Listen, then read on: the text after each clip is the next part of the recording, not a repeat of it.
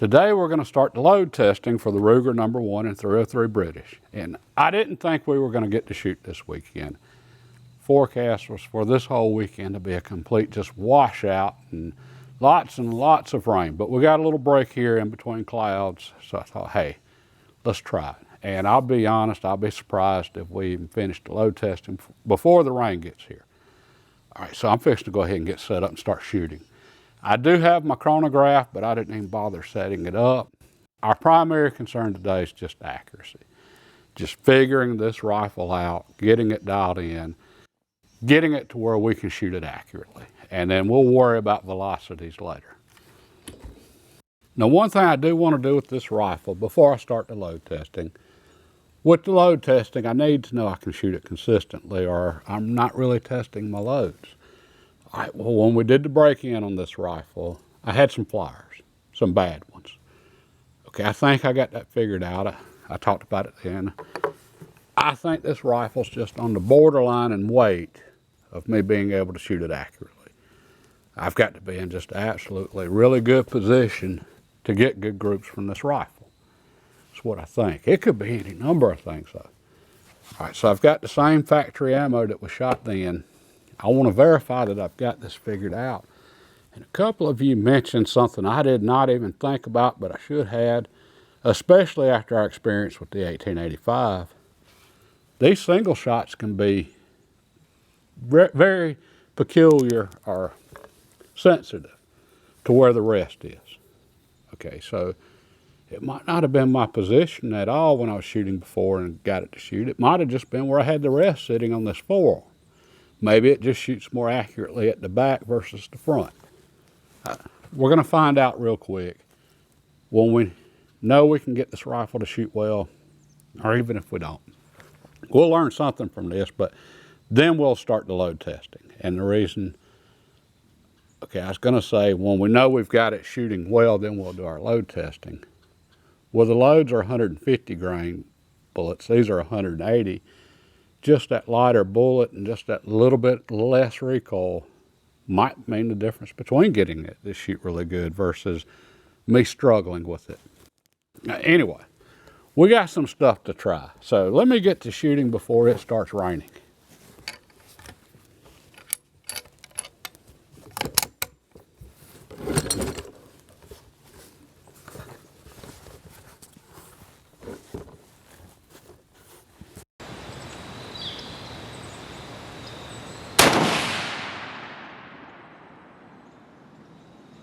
That didn't look too good to me.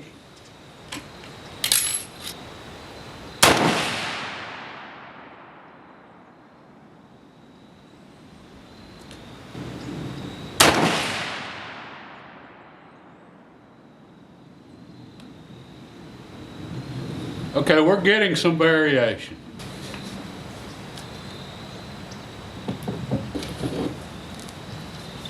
Okay, something else I wanted to try, just out of curiosity. Okay, I have no problem admitting that first shot was just all me. And I can see right now I'm not necessarily at my best today. Let's see if the lead sled makes a difference.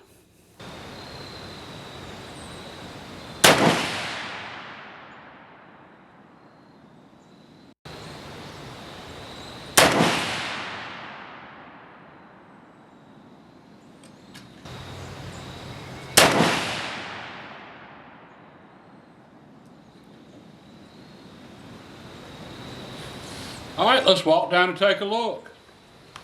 Okay, that pretty much confirms my suspicions right there. I have heard a lot of different things about the accuracy of the Ruger No1s not being good. And when I say not good, I mean horrible, as in 6-inch groups type stuff, or worse. Okay, my suspicion is that the majority of those rifles were because they're so light. The No1As, not all of them. And some of them I'm sure had issues from the factory. Every manufacturer, produces a lemon once in a while. I always, when I seen the weight of those rifles, though, I always wondered, okay, was weight a significant factor? Because it's just harder to shoot a lightweight rifle accurately, or as accurately. All right, my first group. Now that first shot surprised me, but still, I didn't think it'd be off that far. All right, well, that's a pretty horrible group. I pull out the lead sled. Okay, that's a pretty decent group there, and I wasn't exactly on it with the lead sled. I'm just not with it today. Hey, we have days like that, all of us. Okay, significant difference, and this was all me right here, my shooting. Okay, so I've got to work on my shooting technique with that rifle, and I think I'm just going to go ahead and use the lead sled for the load testing. And after seeing this, I think, hey, let's go ahead and start the load testing and just see what we can get from this. For our load, we're going to try 150 grain Spear hot cores, and I'm using IMR 4064 powder. Worked great for me in 308s in the past. I suspect it's going to do really good in 303 British. I would love to have the velocities off this, but hey, we're just looking for a really accurate load. I can check velocities later. And I'm also curious, are these 150 grain bullets going to shoot as well as the 180 grains? There's more jump to the lands with these lighter weight bullet. They're shorter. Okay, so it'd be interesting to see.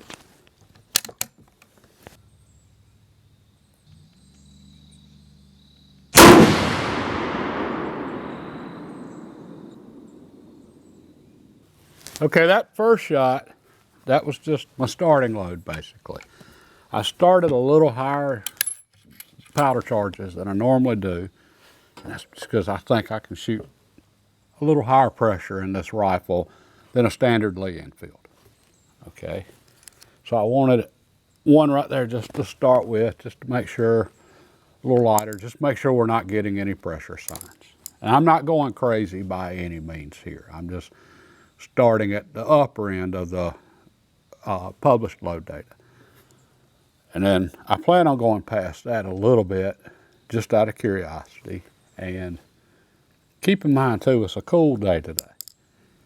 All right, so I would never test for pressure to see what my upper limit is on a day like this, because come out here 90, 100 degrees, we're gonna get a lot higher pressures than we get on a day like this. That's why I love load testing in the summertime as far as for pressure testing. Okay, but as far for what we're doing here though, this will be fine, and I am seeing absolutely no pressure signs whatsoever on this case. So let's keep going. Oh, on a side note, I did notice my point of impact was higher on that, which I thought it would be. 150 grain bullet's going to have higher velocity. All right, so I want to bring that down 2 inches.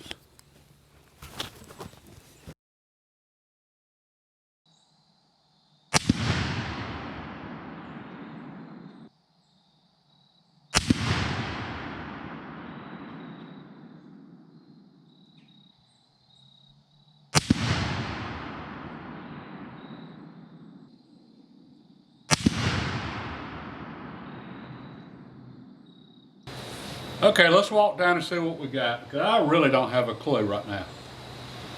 Okay, I am ecstatic with that. I can hunt with that right now.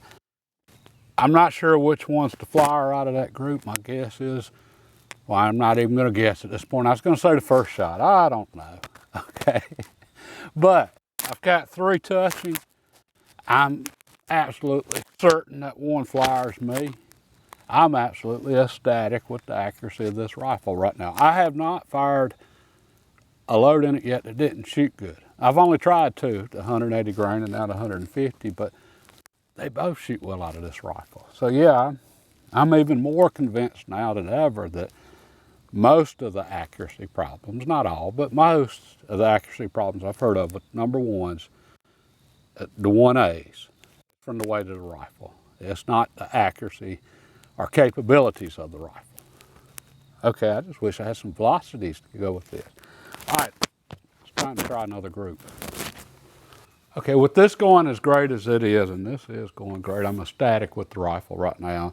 I feel like I learned a few things. All right, I really want to know the velocities. It feels like it has a little more punch to it with these 150 grain bullets than it did with the 180 grain bullets. Even with the lead sled, I can tell a difference. I'm really curious as to what my velocities are. I mean, as far as I'm concerned, we've already found a hunting load for this rifle. The group we just shot, I would hunt with that all day long and be ecstatic with that. All right, and we've got more load testing to do. Okay, so we're good already. From here, it can only get better. Okay, so let's go ahead and check the velocity while we're going. I am really curious about that part, and I don't want to leave here today not having an idea. And yeah, it'll take a minute to get set up, but it hasn't started raining yet. And as long as we get one more group in, just to get the velocity so I can get an idea of, okay, just where are we at on velocities. This will be a good trip.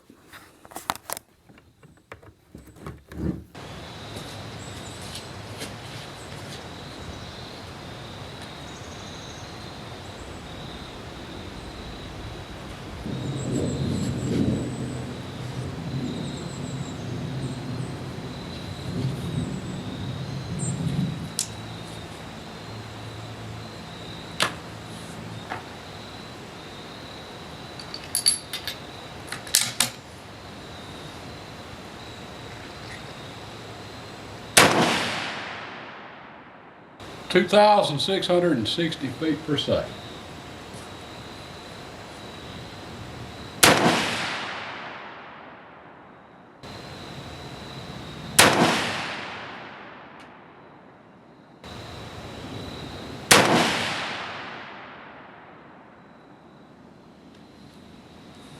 (642). 2,642. Okay, I really want to settle down on these next 4 shots to see what we get. Right now my cases look great, no signs of pressure whatsoever. And if it starts grouping like that first 4-shot group we tried, we'll be in business.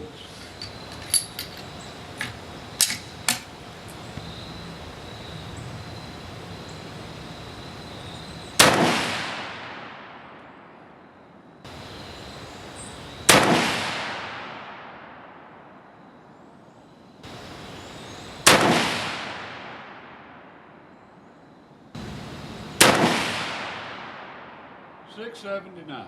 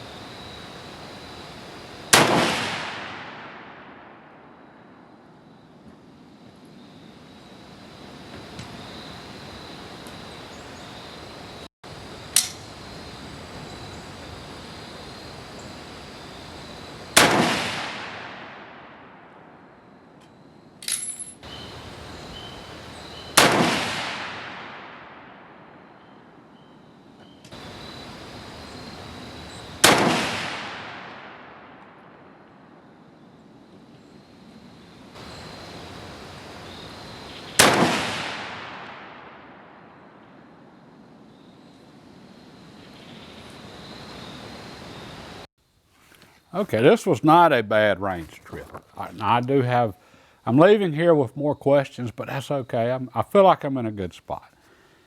The shot groups, we never had anything that was just outstanding, which, hey, that's okay. I'm fine with that. We didn't have anything that was horrible either. We know the rifle has a lot of potential, and I have no doubt I'm going to get it dialed in. Okay, but that was really interesting seeing the difference going from the standard rest to the lead sled. Okay, that did make a huge difference. With that said, I know I'm not comfortable off the lead sled yet. I'm not used to it. I've never shot off of a lead sled until, I don't know, 3 weeks ago when I tried this one out.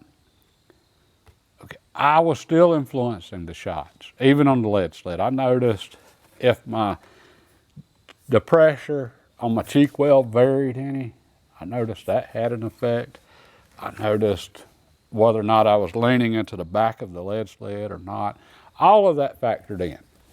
Okay, and even with the lead sled, I had a couple shots there that were not comfortable. And it wasn't because of the recoil back, it was because of the coming up. I got slapped a couple times pretty good there. Okay, I know that influenced my shot groups. And I'm a huge believer in watching those crosshairs and seeing what they do as those first couple of just milliseconds whenever the cartridge is going off. Are the crosshairs jumping to the right, left, up, coming straight back and staying on target? Okay, if you're that focused, you're going to make better shots.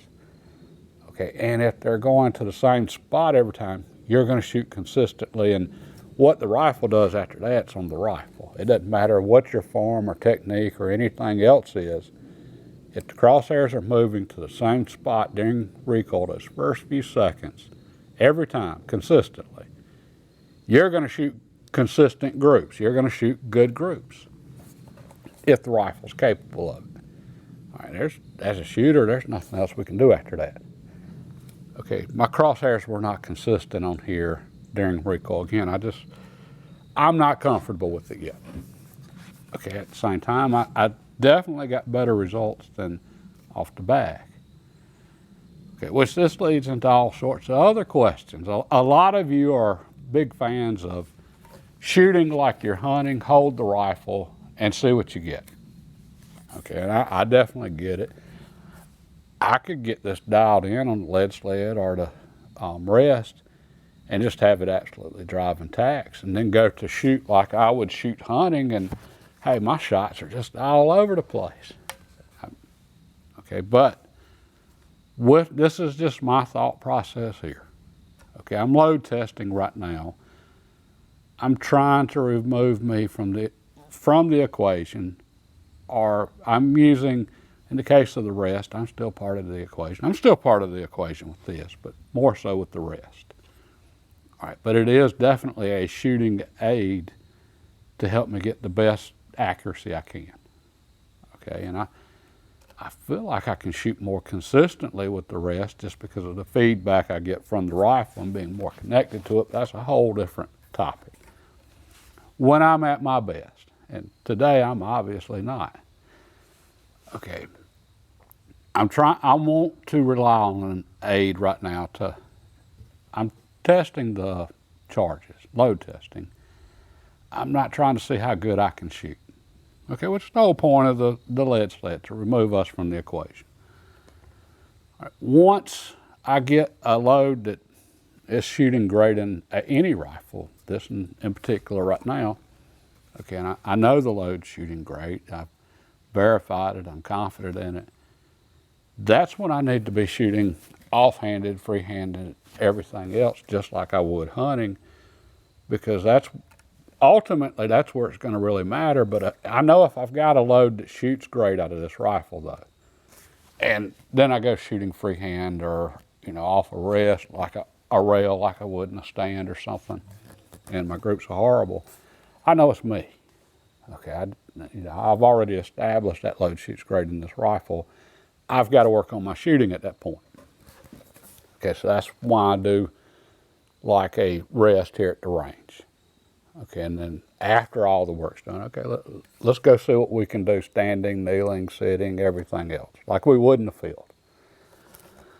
All right, well, with this one, I got a lot of work left to do here at the bench just to get the load dialed in. Okay, now, with all that said, I would hunt with just about any of these groups. Okay, this is not a long-range rifle. I'm going to carry this rifle. I'm going to hunt in the woods with it, and I'm going to hunt open, just standard fields, meadows, that type thing. I don't expect me to be shooting over 250 yards ever with this rifle. It's capable of doing more, and by the time I get it where I want it, I will be able to do more with it if I absolutely had to. But I've got other rifles that I would carry to places with longer shots, and other cartridges that are better suited for longer range shooting. But this being a lightweight rifle, for me, this is a woods gun. Okay, this is what I would carry back in that swamp right behind me, and just absolutely ideal for that. Okay, so I don't need sub-MOA accuracy from it, but I think it's capable of it. It's just getting the load and then me getting comfortable and familiar with the rifle. Okay, and I might have should have experimented more with setting the rest at different places too, but I don't think that was really an issue with this one. Again, after seeing the first results with it, just putting it on the lead sled, huge difference. And that makes me wonder, okay, well, first of all, for any of you that have had trouble with one of these and your shot groups are horrible, especially if you've got a harder recoiling cartridge, try lead sled. I mean, well, you saw what it did here. Okay, but does the lead sled help on any lightweight rifle where we have to be at our best shooting to get good groups? I don't know. I'll have to experiment with some other rifles later on this, but we are in a good place with the number one here, though. That first shot group that we tried, 4-shot group, right now it looks to be just a hair over an inch group size. Based on the velocities we saw with the next group, I'm going to say that's around 2,600 feet per second, 150 grain bullet. I would hunt all day in the woods with that. It would put down anything I put the crosshairs on. I'm happy with where we're at. Now, as to where we go next, we got a lot of things yet still to try with this rifle. Okay, so I'm thinking a different powder next, and with each trip, I'm also working on my shooting with the rifle and getting to know it. And my data isn't 100% on my load testing just because I am such a big question mark in all of this. But I'm working on my shooting with each trip, doing the load testing and just kind of feeling my way through this. Maybe I come back in a year from now, redo this exact same load test and get a lot better results. But I think I'm going to continue on with load testing and experimenting with this one. I want to try a little slower burning powder. Okay, the 4064, it did well today. I went over the published charges, not by a lot, and I didn't see the slightest sign of pressure signs on the brass. We're over 2,700 feet per second, easy, 150 grain bullet. I mean, that's just, couldn't ask for any more. Okay, but I didn't like the sharp recoil I felt like I was getting with this faster burning powder. A slower burning powder, great example, 30-06 versus 308 on recoil. Okay, the 30-06 is going to kick harder, but as far as felt recoil, a lot of times the 308 actually has more felt recoil because it's a faster burning powder. Okay, so whereas a 30-06 is a big push, that 308 is a sharp kick because they are burning fast. They are running faster burning powders. And every rifle's different. And anyway, I wonder if this would just be a little bit sweeter shooting rifle with the slower burning powders. Oh, well, that's just something for us to try later on. And who knows when we'll get back to the range with the weather we've had lately, or what we'll be into next week. But we'll find out then. God bless and have a great day.